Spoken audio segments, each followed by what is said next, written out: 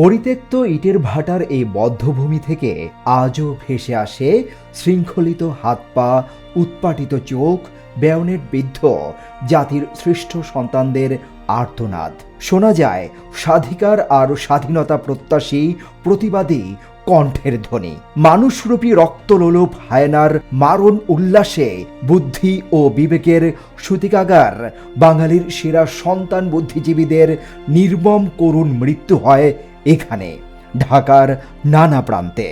৭১ মুক্তিযুদ্ধের শেষ ভাগে পরাজয় নিশ্চিত জেনে ১৯৭১ সালের ১৪ ডিসেম্বর পাকিস্তানি বাহিনী তাদের এ দেশীয় দোসরদের সহযোগিতায় হত্যা করেছিল বরেণ্য শিক্ষাবিদ, চিকিৎসক, প্রকৌশলী, সাংবাদিক, শিল্পী, শিক্ষক সহ জাতির হাজারো মেধাবী সন্তানকে। রাজধানীর রায়ের বাজার, মিরপুর সহ কয়েকটি বধ্যভূমিতে ফেলে দেওয়া হয় বুদ্ধিজীবীদের লাশ।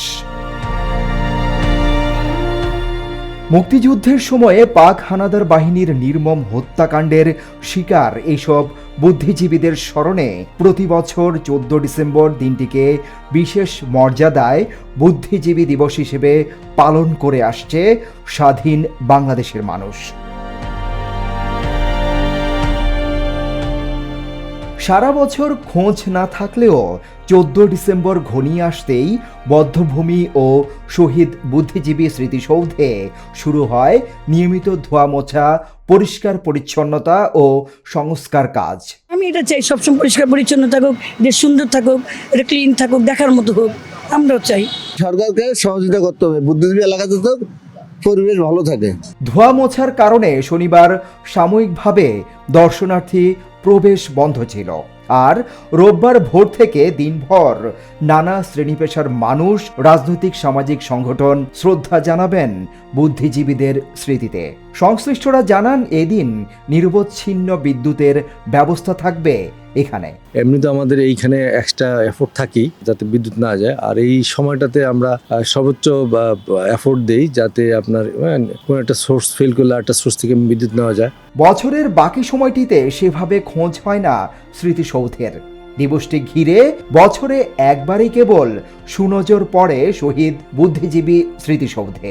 এইখানে একটা ব্রিক ফিল্ড ছিল, এই ব্রিক ফিল্ডের মধ্যে কিছু ওই যে প্রফেসর ওদেরকে এনে মারছিল, বুঝলেন, এনে মারছে, মারার পরে এই দিবসটাকে তার জন্য উপলব্ধি করে এই দিবসটা পালন করা হয়, রক্ষণাবেক্ষণ করা উচিত।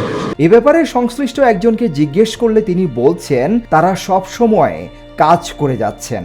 অনেকেই বলছেন যে 14 তারিখ আসলেই এটা ঘষা মাজা হয়, অন্য সময়টা হয় না, আসলে এটা কি সত্যি কি? না না, আমাদের সারা বছরই এখানে আমাদের লোক থাকে। আপনারা হয়তো এটা তো ওপেন জায়গা, আপনারা যদি একটু সকালবেলা যদি কেউ আসে তাহলে ওরা দেখতে পারবে যে আমাদের সবসময় 4 জন ঝাড়ুদার আছে, দিয়ে দিচ্ছে, আমাদের এখানে নিরাপত্তা কর্মী আছে। আর এখানে আমাদের সবসময় আমার আসলে যে এই জায়গাটা দেখার বা এটার অনুভূতি তো অন্যরকম। এটা দেখতে বা সারাদিন যদি কোথাও থাকি বা চলে আসি যে আমার বোধহয় এখানে যাওয়া হয় নাই, এটার প্রতি যে একটা ভালোবাসা আর অটোমেটিকলি এটা সৃষ্টি হয়ে গেছে। শহীদদের প্রতি সত্যিকারের শ্রদ্ধা জানাতে হলে শুধু নির্দিষ্ট দিবস নয়, এই বধ্যভূমিগুলো ঘিরে থাকা সব অব্যবস্থাপনাও দূর করা আশু দায়িত্ব। একই সঙ্গে নতুন প্রজন্মের কাছে বুদ্ধিজীবীদের ত্যাগ ও জীবনদানের ইতিহাস পৌঁছে দিতে হবে। পাকিস্তানি হানাদার বাহিনী ও দেশীয় রাজাকারদের সহযোগিতায় এখানে নৃশংসভাবে হত্যা হয়েছে বুদ্ধিজীবীরা, এটা আমরা সবাই জানি।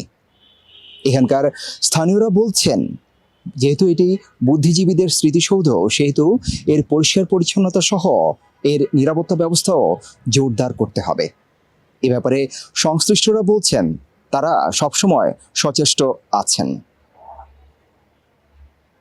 রায়ের বাজার বধ্যভূমি থেকে সিদ্দিকুর রহমান রোমন, হ্যালো বাংলাদেশ, ঢাকা।